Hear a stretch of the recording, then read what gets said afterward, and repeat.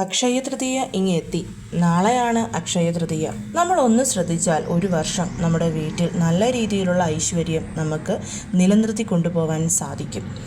അതിനായി നമ്മൾ നമ്മുടെ വീട്ടിലെ ക്യാഷ് ബോക്സിൽ അല്ലെങ്കിൽ എവിടെയാണോ നമ്മൾ പൈസ വെക്കുന്നത് ആ സ്ഥലത്ത് മഞ്ഞൾ, ഏലയ്ക്ക, പാക്ക് ഈ 3 വസ്തുക്കൾ ഒന്നിച്ചു വെക്കണം. അത് വെക്കേണ്ടുന്ന ഒരു രീതിയുണ്ട്, അത് ഞാൻ വീഡിയോയിൽ പറഞ്ഞിട്ടുണ്ട്. അങ്ങനെ വെച്ചാൽ ഒരു വർഷം നമുക്ക് ധനസമൃദ്ധി ഉറപ്പാണ്.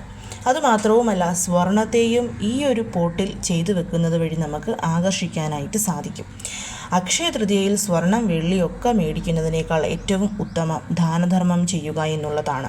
സൂര്യനും ചന്ദ്രനും ഒരേപോലെ ഉച്ചത്തിൽ വരുന്ന രാഹു ഭഗവാൻ വലിവടയുന്ന ഈ ഒരു ദിവസം നമ്മൾ ചെയ്യുന്ന ദാനധർമ്മങ്ങൾക്ക് അക്ഷയ ഫലമാണ് ലഭിക്കുന്നത്.